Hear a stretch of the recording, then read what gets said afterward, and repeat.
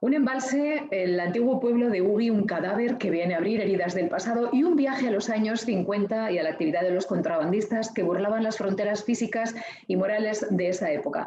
Este es el contexto en el que nos sumerge el escritor pamplonés Carlos Oyorrazkin en su nueva novela titulada Mortaja de barro, editada por Edein, que hoy vamos a comentar en el Club de Lectura de Diario de Navarra. Buenas tardes y bienvenidos a todos.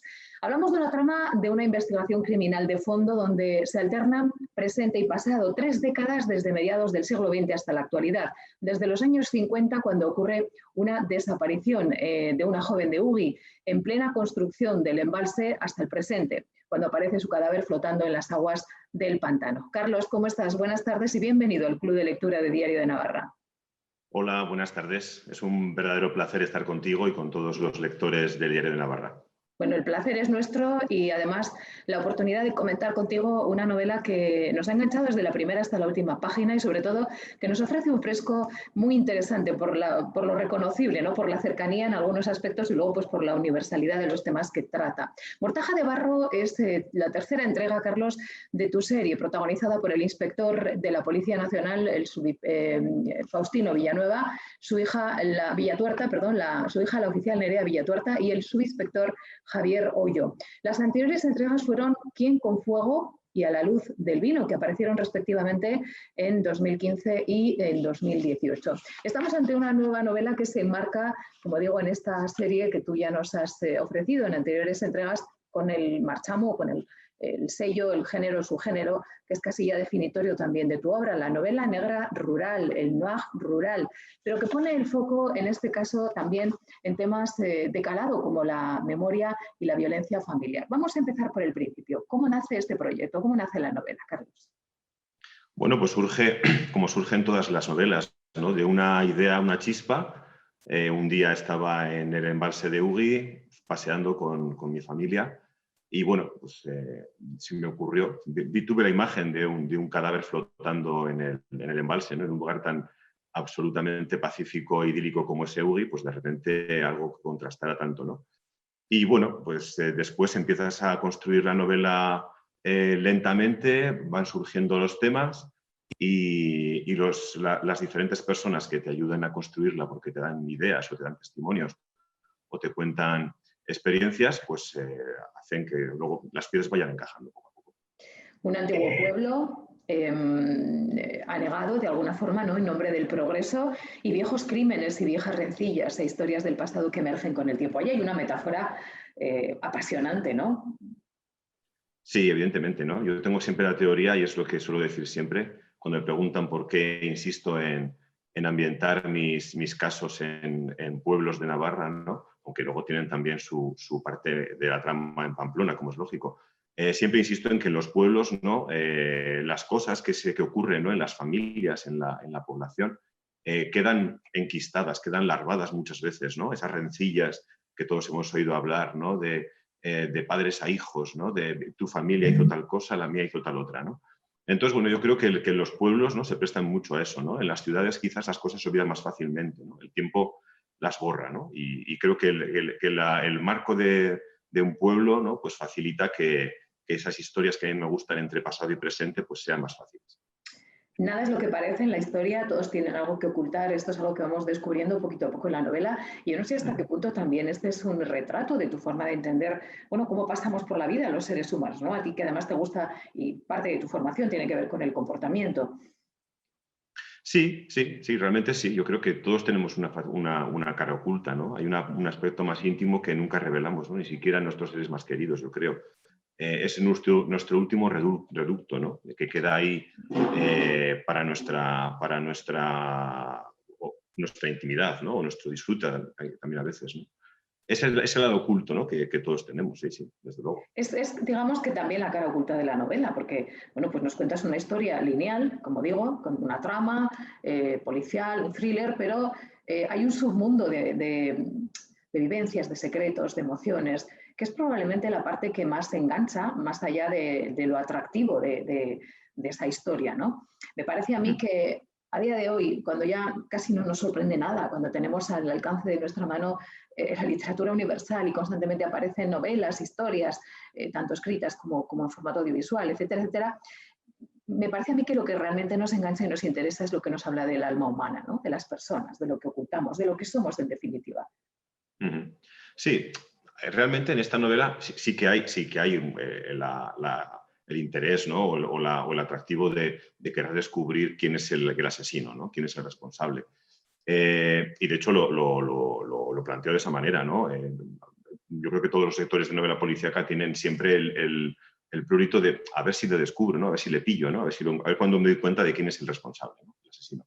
Pero tienes razón, a mí me interesa menos, ¿no? Bueno, es mi lectura, claro, por eso. No, También se habla de todo, ¿no? Coincide totalmente con la mía. Yo creo que cualquier novela, y esta entre ellas, ¿no? Tiene varios niveles de lectura, ¿no? Hay quien puede leerla simplemente por la trama detectivesca, la trama policíaca, y quien puede disfrutar también de ese segundo nivel de lectura que tú dices, ¿no? De profundizar en las relaciones personales, ¿no? Profundizar en las relaciones familiares, ¿no? En los problemas familiares, ¿no? En ese microcosmos en el que todos nacemos y vivimos, ¿no? y que muchas veces nos condiciona, ¿no? Y a mí me parece que sí, ¿no? Yo creo que se puede, que es más rico, es más interesante hacer esa lectura doble, ¿no? No solamente el aspecto detectivesco, sino también el aspecto humano, social, personal.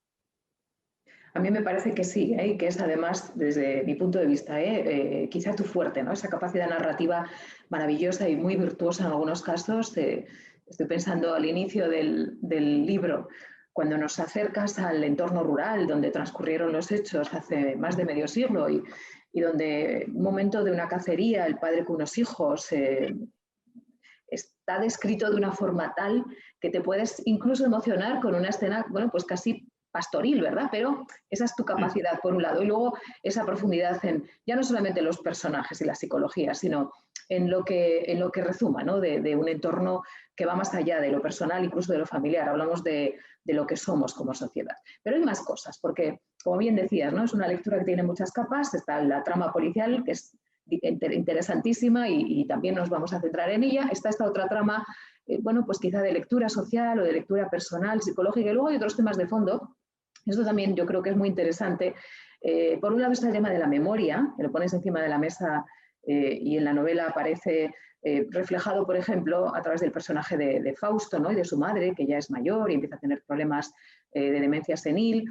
Está también el tema de recuperar lo que ha quedado atrás en el tiempo, como decíamos, desde un formato más metafórico. Y luego está también el tema de la violencia de género. ¿Por qué estos temas en esta novela y en este momento, Carlos?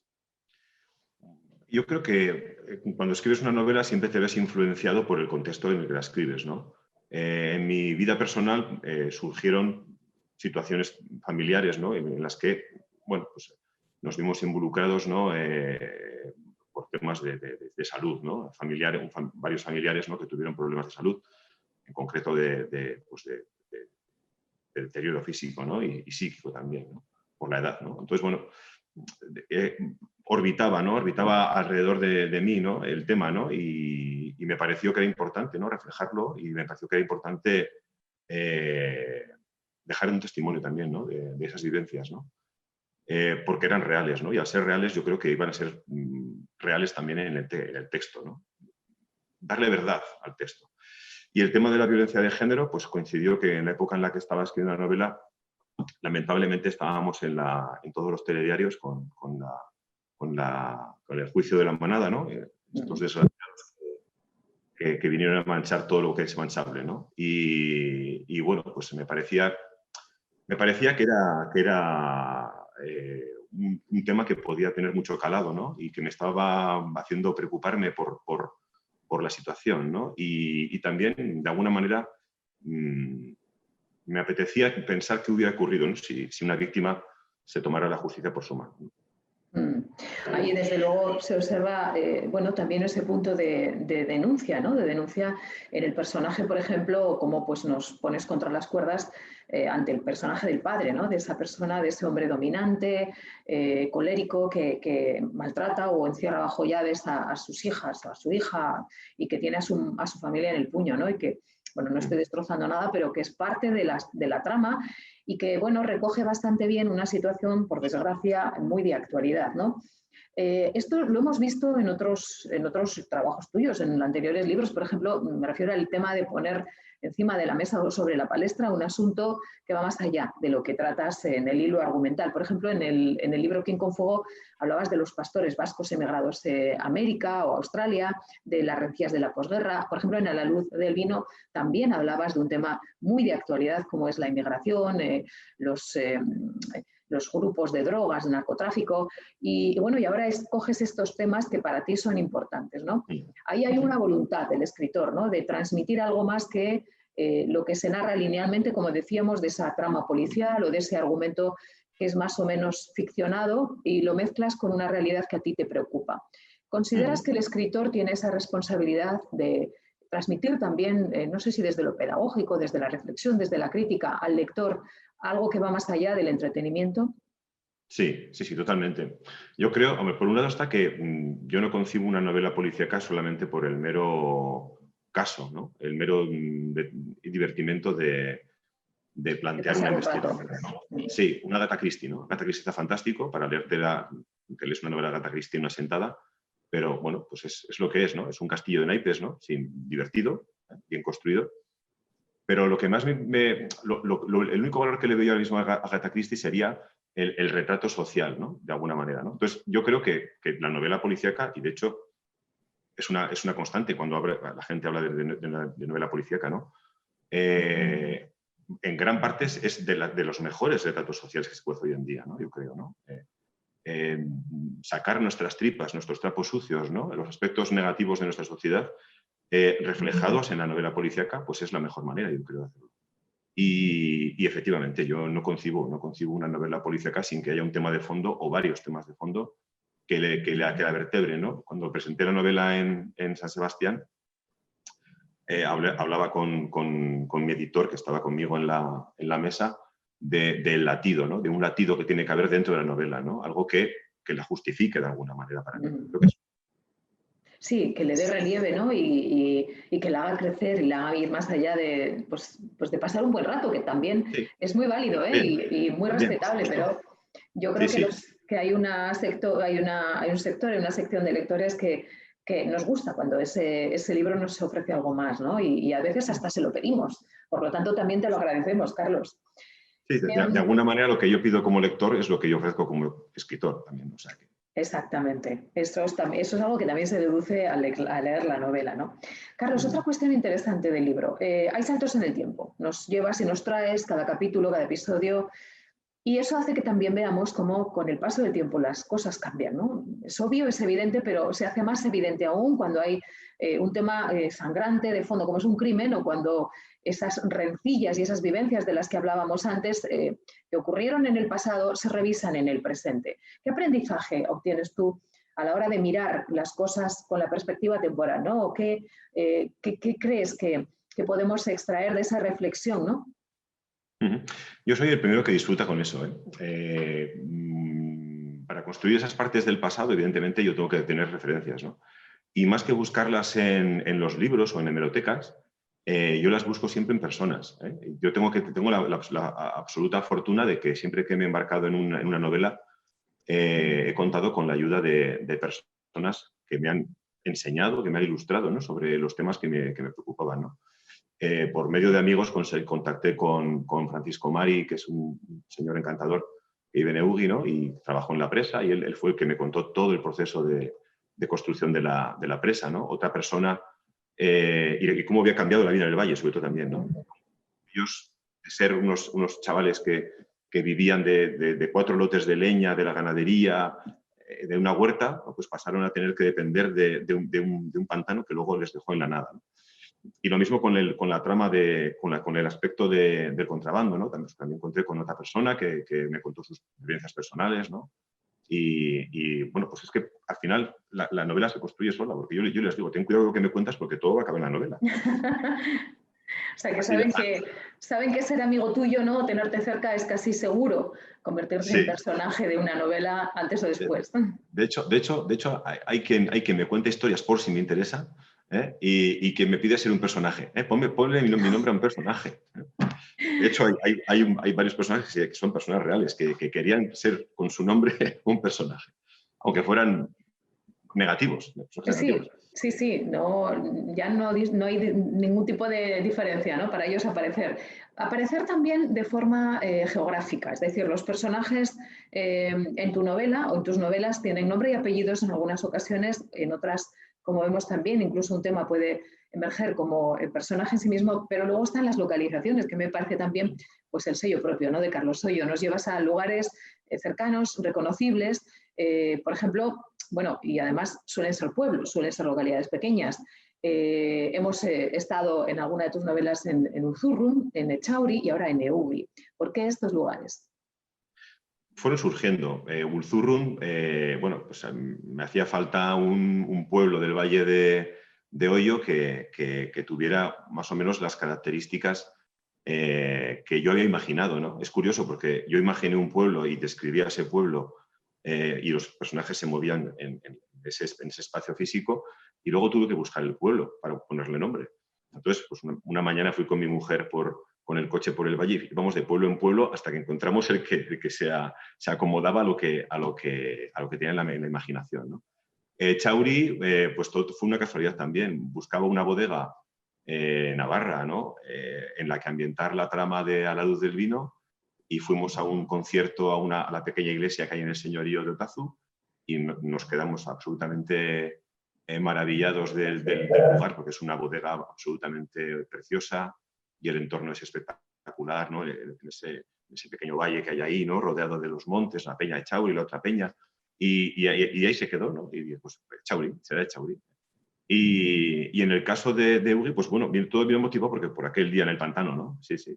Y bueno, pues al final, pues los pueblos, y hay mucha gente que me dice, me encanta leer tus novelas porque puedo seguir los pasos de los personajes por la ciudad, o puedo seguir o reconozco el pueblo. Y luego hay cosas curiosas como que, por ejemplo, yo por oídas, ¿no?, me llega, oye, conozco a un tipo es lo último, ¿no?, conozco un tipo de Eugi que me ha contado que ¿a quién conoces tú de Eugi? Porque eso que dices en la novela se parece mucho a la historia. Digo, no, es totalmente inventado, totalmente inventado, pero la vida se parece al arte, ¿no?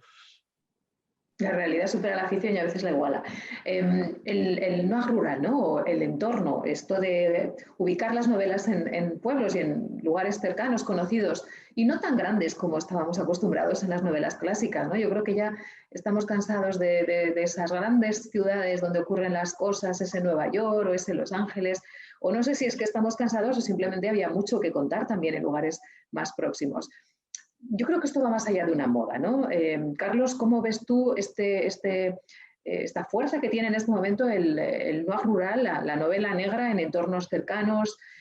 A mí me parece que nos acerca más a lo propio, por un lado, ¿no? Y que, bueno, pues no hace falta estar en una gran ciudad o irse a un lugar demasiado estereotipado para contar una buena historia. Sí, en realidad esto empezó hace ya más de 20 años, ¿no? El éxito de novelas como las de Henning Mankell, ¿no?, en Suecia, ¿no?, era un entorno absolutamente inusual, ¿no? ¿A quién se le Pueblo ocurría pequeñito. que iba a triunfar, ¿no?, con un pueblo tan pequeño? O Andrea Camilleri con Bigatà en Sicilia, ¿no?, también, ¿no?, un pueblo pequeño en Sicilia, ¿no? Lo que ocurre es que si pensamos en la tasa de criminalidad de Pamplona, ¿no?, el número de homicidios o asesinatos que hay al cabo del año, pues es bajísima, afortunadamente, ¿no? Claro, en estos pueblos imaginarios, entre comillas, de mis ficciones, ¿no?, el índice de criminalidad se dispara. Luego pues tendríamos la prensa, ¿no?, encima, las televisiones. Sería, vamos, un espectáculo realmente, ¿no? Pero sí es cierto, ¿no? La pasa, Dios la pasa. Realmente es cierto, ¿no? O sea, ya últimamente a nadie le sorprende, ¿no?, encontrarse con una novela ambientada en un pueblecito como el Uy o como Bigatà.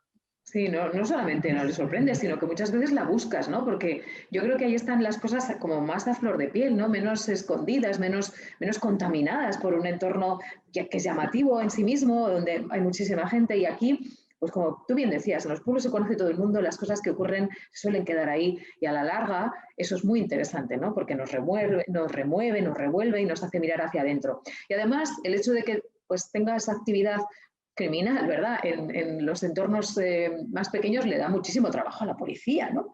¿Qué te voy a contar a ti? Que tienes al pobre Faust ahí todo el día trabajando, el inspector Villatuerta, su hija, la oficial Nerea y, bueno, Javier Erro, que también, pues con ese mal humor propio, tiene una personalidad muy especial, ¿no? Háblame de ellos, ¿no? ¿Cuáles son las mimbres con las que les has dado vida y con las que los mantienes, ¿no? Ellos permanecen en cada una de tus novelas. De hecho esa es mi mayor preocupación, ¿no? Encontrarles vivencias que sean reales, ¿no?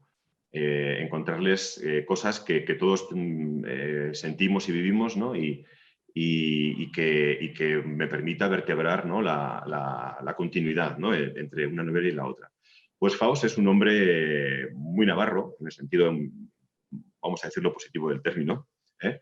Un hombre de una generación anterior, ¿no? Es un hombre muy echado para adentro, como se suele decir, ¿no? Es más propio de la generación de mis padres o incluso de mis abuelos, ¿no? Ronda ya la sesentena y, bueno, pues tiene una relación íntima con una mujer que se llama Irina, que fue quien cuidó primero de su esposa que antes de fallecer y también de sus hijos hasta que crecieron. Su hija Nerea, pues bueno, pues es la típica chica de carácter, con muchísima personalidad, muy echada para adelante, una mujer moderna, todo lo contrario de lo que sería el estereotipo femenino de su padre, ¿no? De alguna manera. Y ella pues es una mujer de su tiempo, una mujer muy resolutiva y muy decidida y que realmente pues en varias novelas ella es la que tiene la resolución de la historia, ¿no? En sus manos, ¿no? Y Javier Erro pues es un poco el contrapunto cómico, ¿no? De alguna manera, ¿no? Fue pareja de Nerea, es un poco la antítesis de Nerea, un hombre pues también más bien chapado a la antigua, absolutamente fuera de su generación, ¿no? Porque tendría que ser alguien más moderno y mucho más... sí. Y entonces, bueno, pues claro, pues eso hace que choque, ¿no? Como es lógico, tiene que haber ahí una confrontación, ¿no? Sí. Y es el que jica y el protestón y siempre está de mal humor. Es el enanito, ¿no? Gruñón de la película. Efectivamente, siempre es el que dice otra vez a otro pueblo, tenemos que irnos hasta allá y venga y vuelve y va y es el que más bueno, es un poco divertido, ¿no? También. Y hace cosas que yo no haría, hace cosas que yo no haría, dice cosas que yo no diría y me divierto mucho haciéndolas y diciéndolas por método del proyecto. Sí, eso también se nota, ¿eh? Porque es difícil, no sé si hace reír, pero transmitir cierta comicidad en un personaje en medio de una investigación criminal y eso también le da aire, se agradece y se nota que te lo pasas bien. Te lo pasas muy bien también viajando al pasado, Carlos. Eliges voluntariamente esos saltos en el tiempo, estas historias que nos llevan a algo que ocurrió hace décadas. ¿Por qué? Porque me gusta y porque además es donde más me siento cómodo, donde más cómodo me siento. Quién con Fuego tenía esa estructura también, ¿no? De presente-pasado. Intenté no usarla, ¿no? En La luz del vino y que fuera una historia que pasara en el presente y la gente me decía, me gusta, pero echo de menos cuando viajas al pasado, ¿no? Cuando nos haces un fresco, ¿no? Un fresco histórico del pasado. ¿Qué queda en el pasado, Carlos? ¿Por qué es tan interesante para ti? ¿Qué queda en el pasado de lo que hemos sido? No lo sé, no lo sé. Yo creo que tiene por un lado tiene lo que es inamovible y a la vez también es inventable, yo creo, ¿no? O sea, te tienes que ceñir a lo que fue, pero también puedes inventar cómo fue. La plasticidad, ¿no? Esa capacidad de... Sí, efectivamente, ¿no? O sea, sabes, a veces me parece que en el presente me falta perspectiva, ¿no? Yo creo que es un poco difícil hacer un retrato del presente, mientras que el pasado ya está fijo, ¿no? Entonces, tienes una visión de conjunto mayor, yo creo, ¿no? Y aparte, para narrar, yo me siento mucho más cómodo en los capítulos de pasado. Cuando tengo que escribir pasado, la cosa fluye mucho mejor, ¿no? Y cuando toca presente, hay que bregar más ahí, ¿eh? Es más complicado, ¿no? Aunque es más fácil, igual, que surjan las páginas, porque el presente es más dialogado, ¿no? Es donde hay más diálogos, ¿no? Generalmente. Pero en las descripciones del pasado, en ese momento es cuando más disfruto realmente. Sí. Bueno, pues te diré, si te sirve de algo, que también yo como lectora disfruto más en tus capítulos del pasado. O sea, está más, le has echado más, ahí hay más miga, ¿eh? Se nota claramente. Aunque el otro fluye, aunque los capítulos del presente fluyen y también eso aporta, ¿verdad? Y te lleva, pero donde te puedes deleitar, yo, por ejemplo, he releído algunos de esos capítulos por su fuerza, por lo bien empacados que están y porque ahí hay algo que se nota claramente que a ti pues te emociona y tú consideras también transmitir, ¿no? Hay otra cosa interesante, me parece a mí, de tu escritura, a ver si estás de acuerdo. Hay una pedagogía y también está muy vinculado con un afán de informar, ¿no? En todo este proceso de la construcción de la presa, en este caso, bueno, en todo el hilo conductor, yo creo que ahí hay algo que tiene que ver con tu profesión, ¿no? Con tu trabajo como educador. ¿Es voluntario? ¿Crees que te lo ha dicho más gente? Yo lo aprecio, ¿eh? No sé. No, no lo sé. Yo no creo que haya mucha relación entre mi vida profesional y mi vida como escritor, ¿no? Creo que son dos mundos bastante estancos, pero sí que es cierto, ¿no? que yo creo que para contar una historia, a mí como lector me haría falta, ¿no? O agradecería que me contaran de dónde vienen las cosas, ¿no? Entonces, bueno, pues si voy a contar cómo se construye un embalse, ¿no? Y tengo la suerte de que alguien me lo ha contado con pelos y señales, ¿no? Y me ha relatado todo el proceso, todo lo que fue necesario hacer, todo lo que implicó, pues yo creo que eso ayuda al lector, ¿no? Y el lector lo agradece, ¿no? Yo creo que sí. Bueno, quizás es un aspecto inconsciente, como dices tú, y yo no me he dado cuenta, ¿eh?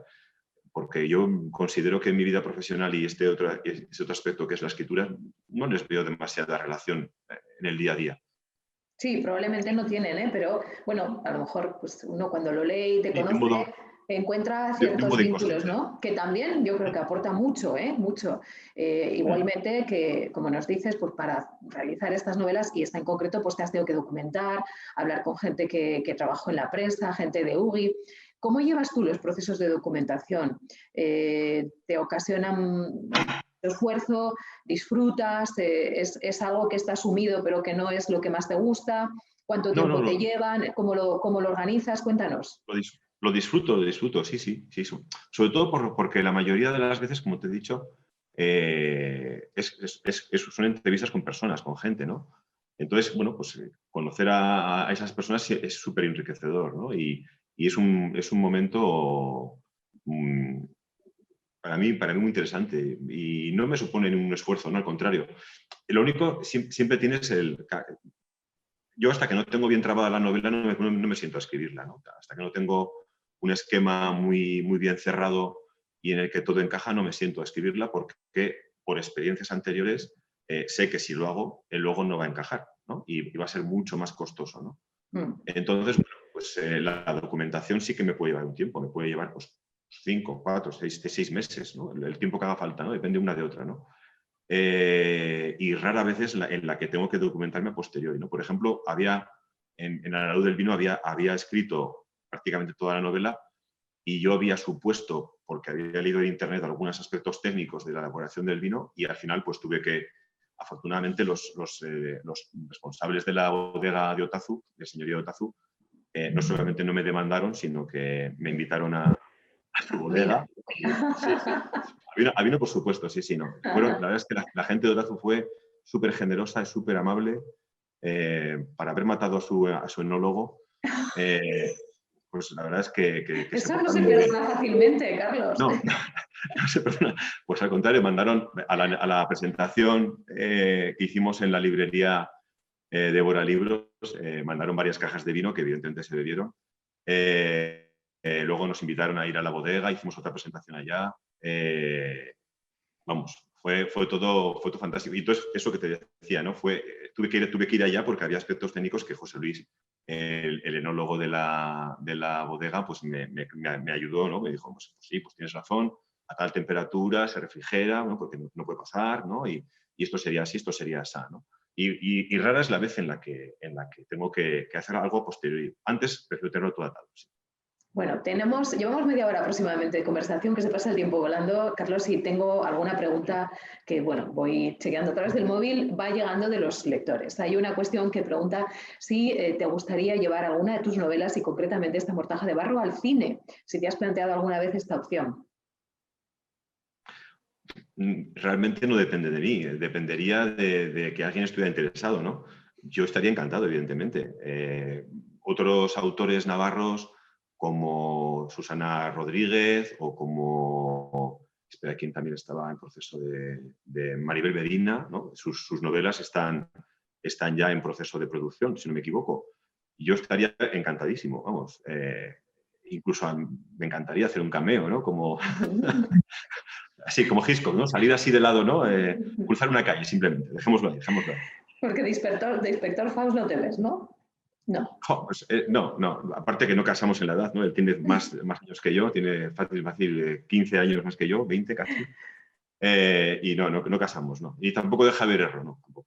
No, de Javier Erro no te veo tampoco. No, Oye, ahora que has hablado, Carlos, fíjate, ahora que has hablado, tengo alguna otra pregunta, que ahora vamos con ellas, pero ahora que has comentado el tema de los escritores navarros, que yo creo que vivimos un momento magnífico en Navarra, con una asociación de escritores navarros que está en auge, con un montón de escritoras y escritores fabulosos.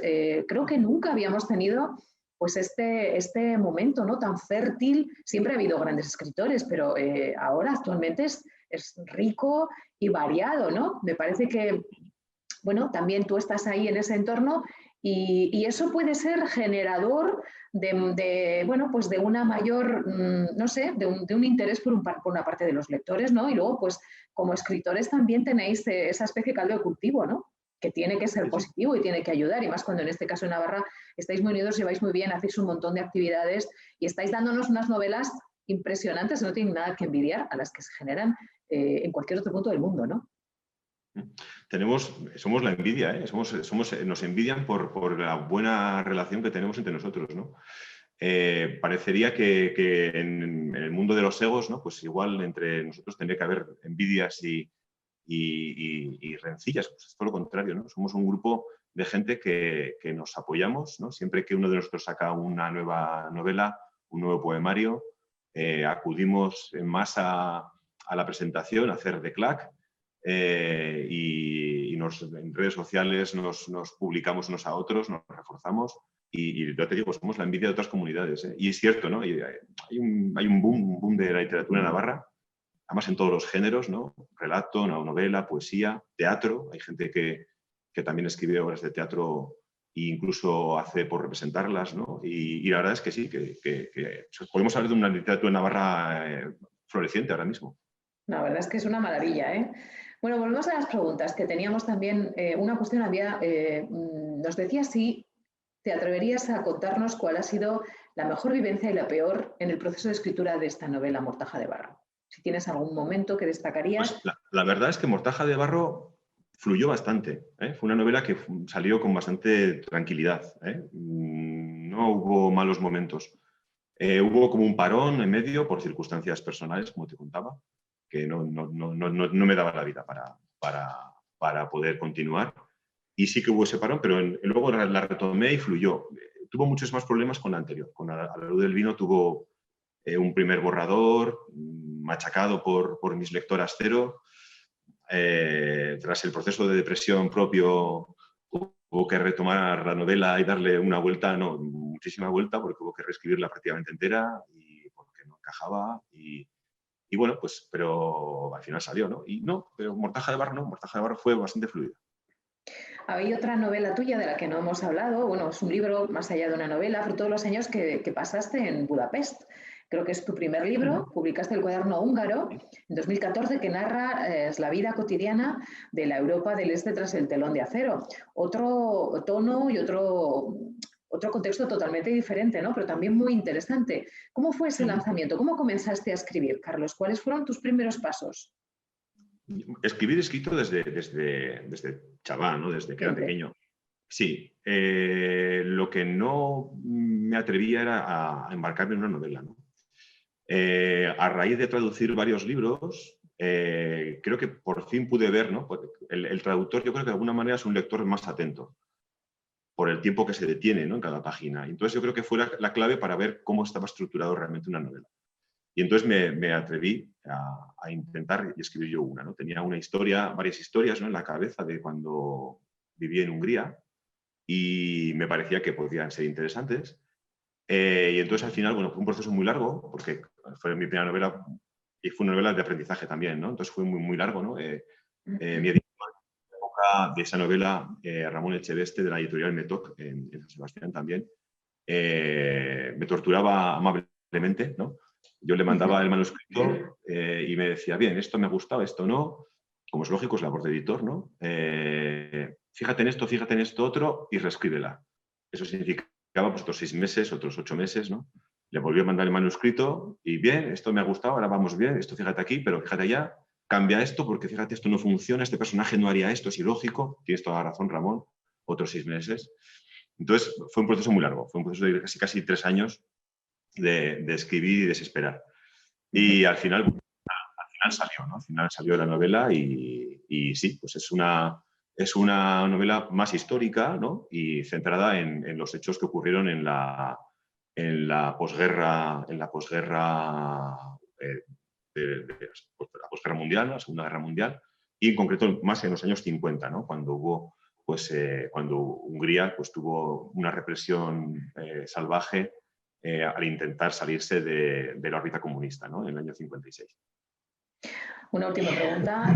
Nos dicen si como educador y como pedagogo crees que está en la educación la clave para evitar lacras como la de la violencia doméstica que denuncias en tu novela, o piensas que el ser humano es malo y existe una maldad de base por naturaleza. Yo creo que no, yo creo que no nacemos siendo malos. Y yo creo que sí, que la educación es la clave, evidentemente, ¿no? Yo quiero creer que los niños que pasan por nuestras manos actualmente tienen otras oportunidades distintas a las que tuvimos nosotros. Yo no quiero pensar que nuestros padres lo hicieron mal, no es eso. Pero sí que es cierto que la clave está en nosotros, está en la educación y en la labor conjunta casa-escuela, ¿no? Desde luego, es la oportunidad clave para educar no solamente en los valores apropiados para que no se vuelva a repetir o que no haya la lacra que tenemos hoy en día, ¿no? Con la violencia de género o la violencia intrafamiliar, sino que evidentemente es la solución, yo creo, ¿no? El que comprendan desde que son pequeños que no hay diferencias entre hombre y mujer, que no hay diferencias entre niño y niña, y que el trato entre ellos pues tiene que ser como tiene que ser, ¿no? Un trato igualitario y un trato respetuoso. Una última cuestión. Próximos proyectos, ¿en qué estás trabajando? Yo sé que no paras, que siempre tienes algo entre manos. ¿Nos quieres adelantar algo? Bueno, pues empecé una novela en verano, porque yo siempre las empiezo en verano. Así, pues, esos meses de verano me permiten avanzar unas cuantas páginas y ya pues con 80, 70, 90 páginas, pues ya tengo más, tengo inercia, digamos así, tengo un poco más de inercia para poder en invierno continuar, ¿no? Porque con el ritmo escolar, pues, es más complicado, ¿no? Hay días que consigo sentarme un ratito y días que no consigo, pues nada, ¿no? Y bueno, los días que puedo, pues avanzo un poco y, en fin, yo siempre suelo decir que soy un escritor por acumulación. Me siento y voy acumulando horas y hojas hasta que sale. Y empecé una novela que, bueno, pues que espero que tenga en un futuro, ¿no? No sé, es un poco aventurado todavía decir si saldrá adelante, ¿no? Yo creo que sí, pero luego pues, también hay que buscar editorial que la quiera, ¿no? Si esta no es policíaca, entonces por eso digo lo de la editorial que la quiera. Si fuera policíaca, ya sé que en la editorial Erein, pues bueno, pues tienen confianza en mí, ¿no? Funcionan en la medida que funcionan, incluso mejor de lo esperado, ¿no? Porque Caja de Barro está funcionando francamente muy bien, ¿no? Sí. Y entonces, bueno, no sé, al no ser policíaca, pues veremos si alguien la quiere, ¿no? Que es el problema, ¿no? Que tienes que empezar desde cero, ¿no? Claro, y después, pues cuando acabe esta, que será un tiempo, pues ya nos pondremos con otro caso de los Villatuerta. Bueno, pues aquí lo esperamos, el caso de los Villatuerta y esa nueva novela que, como dices, igual nos sorprende un poquito más, pero que estoy segura de que pues nos va a dejar buen sabor de boca y nos va a llegar, ¿no? Que es de lo que se trata. Por ahora seguimos leyendo, continuamos, quien no lo haya leído, esta Mortaja de Barro, que es el libro que hoy hemos comentado con Carlos Ollo Radkin en este club de lectura de Diario Navarra, versión online, porque la pandemia nos obliga. Esperamos tenerte pronto, ojalá podamos retomar, porque todo se normalice, nuestros encuentros en la sede habitual, en la calle Zapatería, tenerte ahí presencialmente a mí me da mucha pena, sobre todo con los escritores que sois de aquí, pues porque la familia, los amigos, estamos siempre como más a gusto, ¿no? Cuando nos reunimos, pero bueno, pues por ahora es así. Hemos tenido en el otro lado de la moneda, pues la posibilidad de llegar a mucha más gente que nos sigue en toda España, en Navarra, incluso fuera de Navarra, y bueno, pues escucharte y conocerte, hablar de esta novela, de este proyecto Mortaja de Barro, que como tú bien dices, está funcionando muy bien y que siga así, Carlos, muchas gracias por estar hoy con nosotros. Buenas tardes, hasta pronto y que sigas con la racha. Espero que nos volvamos a ver. Eso seguro. Gracias a todos, los que nos habéis acompañado y hasta muy pronto.